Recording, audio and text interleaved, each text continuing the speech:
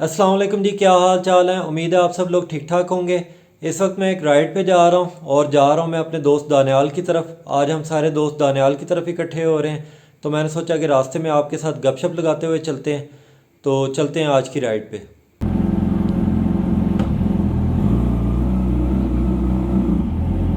तो भाई लोग, आज के मोटो व्लॉग में हम आपको खुशामदीद कहते हैं। आज जुमातुल मुबारक 6 अगस्त और इस वक्त टाइम हो गया 6:45 और मैं जा रहा हूँ इस वक्त अपने दोस्तों की तरफ। तो मैंने सोचा आपके साथ गपशप लगाई जाए। अच्छा जी, कल 5 अगस्त को एक न्यूज़ बहुत ज़्यादा वायरल हुई और ख़ास करके पूरी दुनिया के बाइकर्स में तो वो न्यूज़ बहुत ज़्यादा वायरल हुई। और वो ये कि वैलेंटिनो रोसी ने अनाउंसमेंट कर दी है अपनी रिटायरमेंट की। उसने कहा 2021 जो है ये आखिरी साल होगा बाइक रेसिंग में। तो वैसे तो आम लोगों को तो ये नहीं पता होगा कि वैलेंटिनो रोसी कौन है, लेकिन बाइकर्स को पता है कि वैलेंटिनो रोसी एक लेजेंड है। इस वक्त पूरी दुनिया में आप कह लेना नंबर 1 बाइकर है पूरी दुनिया का, बल्कि आप कह लें बाइक रेसिंग में किंग है। ये ट्रैफिक जैम देख लें जी, क्या हालत हुई हुई है। अच्छा खैर, मैं आपको बता रहा था वैलेंटिनो रोसी के बारे में। वैलेंटिनो रोसी ने 9 दफ़ा वर्ल्ड चैम्पियनशिप जीती है बाइक रेसिंग में। पहली दफ़ा 1997 में 125 सीसी कैटेगरी में इसने वर्ल्ड चैम्पियनशिप जीती थी। फिर 1999 में 250 सीसी कैटेगरी में इसने वर्ल्ड चैम्पियनशिप जीती। और इन दोनों वर्ल्ड चैम्पियनशिप्स में ये 125 में यानी 125 सीसी और 250 सीसी, इन दोनों वर्ल्ड चैम्पियनशिप्स में इसने जो बाइक यूज़ की है वो एप्रिलिया था। ये एक इटालियन बाइक है जो कि पाकिस्तान में तो काफ़ी रेयर है। खैर, इस बारे में हम फिर कभी बात करेंगे कि पाकिस्तान में इटालियन बाइक्स या यूरोपियन बाइक्स इतने पॉपुलर क्यों नहीं है। तो 99 में 250 सीसी वर्ल्ड चैम्पियनशिप जीतने के बाद सन 2000 में ये प्रीमियर क्लास में चला गया वैलेंटिनो रोसी।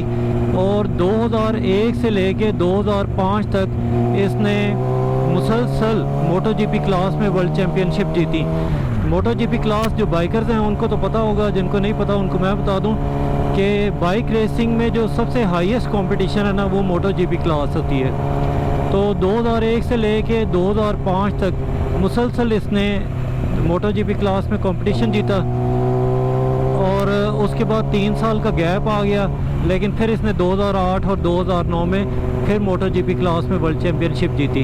तो इस तरह इसने 9 दफ़ा वर्ल्ड चैम्पियनशिप जीती।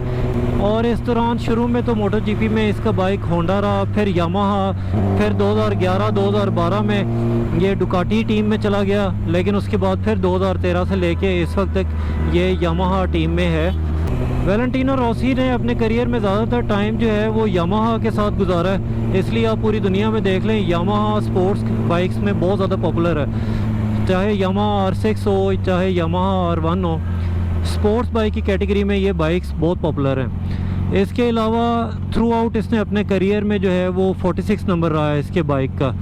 अगर आपने कई हेलमेट्स पे भी देखा होगा कि 46 नंबर लिखा होता है, तो वो ये वैलेंटिनो रोसी का नंबर काफ़ी मकबूल है। और इसके अलावा थ्रू आउट इसने अपने करियर में AGV का हेलमेट यूज़ किया, इसलिए AGV की भी गुड्डी चढ़ गई। पूरी दुनिया में इस वक्त जो हेलमेट्स में सबसे ज़्यादा पॉपुलर हेलमेट है वो AGV है, वो भी वैलेंटिनो रोसी की वजह से। और प्रोटेक्टिव गियर में जो इसने ब्रांड यूज़ किया है वो डायनेजे है। ग्लव्स, जैकेट्स, बूट्स, हर चीज़ डायनेजे। तो डायनेजे भी इसी वजह से पूरी दुनिया में सबसे ज़्यादा मकबूल ब्रांड है प्रोटेक्टिव गियर में। उसके बाद अल्पाइन स्टार आता है। और ये जो मैंने आपको बताया ना, AGV का हेलमेट और डायनेजे के ग्लव्स और जैकेट्स और बूट्स, तो ये दोनों जो हैं ये इटालियन ब्रांड है। AGV भी और डायनेजे भी। इटालियन क्या वैसी चीज़ें बनाते हैं। अगर आप गाड़ियों की बात करें तो आप देखें कि Lamborghini, Ferrari, Maserati Italian brand है। इसके अलावा अगर आप बाइक्स में आ जाएँ तो डुकाटी, MV, अगुस्टा, ये जो है बहुत पॉपुलर इटालियन ब्रांड है। इसके अलावा बिनेली भी जो है वो पहले इटालियन ब्रांड था और उसके बाद इसको चाइनीज़ ने ख़रीदा। तो इसके अलावा प्रोटेक्टिव गियर में देख लें तो सबसे ज़्यादा पॉपुलर ब्रांड डायनेजे है, वो भी इटालियन ब्रांड है। तो इटालियन प्रोडक्ट्स बड़ी आला हैं, लेकिन बस इटली के जो बाइक्स हैं ना वो अभी हमारे मुल्क में इतने पॉपुलर नहीं हुए। उस पर फिर हम कभी बात करेंगे। इस वक्त तो अभी हम बात कर रहे हैं वैलेंटिनो रोसी की।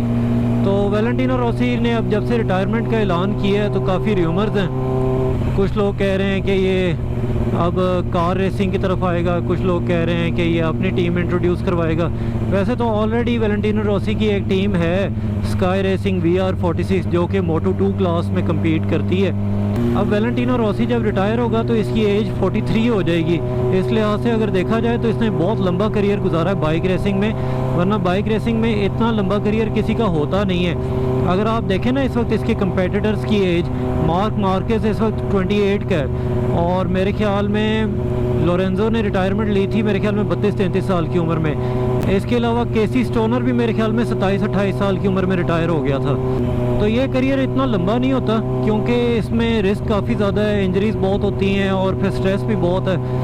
तो लोग इसमें बहुत भी हुआ तो मिड 30s में 34-35 साल की उम्र में जाके रिटायर हो जाते हैं। वैसे ज़्यादातर तो लोग 28-29 साल की उम्र में जाके रिटायर हो जाते हैं, लेकिन बहुत भी आप खींच लें तो 34-35 साल की उम्र तक चले जाते हैं। तो उस लिहाज से देखा जाए तो फिर वैलेंटिनो रोसी ने तो बहुत ही लंबा और सक्सेसफुल करियर गुजारा है। आप ये देख लें 43 एज की एज में जाकर ये रिटायर हो रहा है। और अभी आप ये देख लें कि 2009 में इसने लास्ट टाइम वर्ल्ड चैम्पियनशिप जीती थी, उसके बाद 2010 से लेके 2021 तक अभी तक इसने कोई वर्ल्ड चैम्पियनशिप नहीं जीती। इसके बावजूद ये पूरी दुनिया में सबसे ज़्यादा पॉपुलर बाइकर है। अच्छा, ये बात बिल्कुल ठीक है कि बाइक रेसिंग करियर बहुत ज़्यादा ख़तरनाक है, लेकिन अगर आप गाड़ियों वाली साइड पे देखें तो फार्मूला F1 रेसिंग भी बहुत डेंजरस है। खैर, इन लोगों को रिवॉर्ड भी इसी तरह मिलता है। अभी मैं पढ़ रहा था कि 2009 में फोर्ब्स ने रिपोर्ट किया है कि 2009 में वैलेंटिनो रोसी ने $35 मिलियन अर्न किए हैं। तो यहीं से आप देख लें कि बाहर की दुनिया में बाइक रेसिंग को कितना इनकरेज किया जाता है और बाइकर्स को कितना ज़्यादा रिवॉर्ड दिया जाता है। और एक हमारा मुल्क है कि यहाँ पे कोई एक ट्रैक भी नहीं है, मोटरवे पे भी जाने की इजाज़त नहीं है बाइकर्स को, और कोई एक ट्रैक भी नहीं है। अब जब बाइकर्स आम सड़कों पे तेज़ी से बाइक चलाते हैं तो फिर लोग एतराज़ करते हैं, देखें जी ये इतनी तेज़ी से बाइक चलाते हैं। ठीक है, बाइकर्स को भी चाहिए कि वो इतनी तेज़ी से बाइक ना चलाया करें, लेकिन आप ये भी तो देखें ना कि हुकूमत भी तो कोई ट्रैक नहीं प्रोवाइड करती, ना बाइक्स वालों को ना गाड़ियों वालों को। अभी कराची में एक ड्रिफ्टिंग का ट्रैक बना है, लेकिन वो भी प्राइवेट लोगों ने खुद ही बनाया है। तो यहाँ पे तो कोई ट्रैक ही नहीं है हमारे मुल्क में बाइकर्स के लिए, ना गाड़ियों वालों के लिए, ना हुकूमत स्पोर्ट्स को कोई इनकरेज करती है। इस स्पोर्ट्स को क्या, किसी स्पोर्ट्स को भी इनकरेज नहीं करती, ना फुटबॉल को, ना टेनिस को, ना हॉकी को।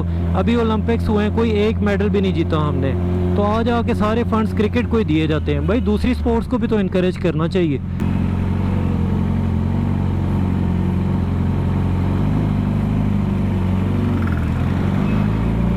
बाकी उम्मीद पे दुनिया कायम है, हम उम्मीद ही कर सकते हैं कि एक दिन आए और स्पोर्ट्स को भी पाकिस्तान में तवज्जो मिले।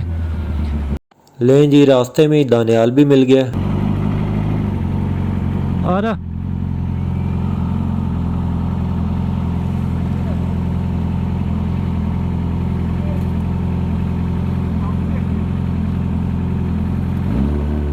तो भाई लोगों, ये था आज का मोटो व्लॉग। आई होप कि आपको पसंद आया होगा। अपना और अपने घर वालों का ख्याल रखें। Peace and happiness.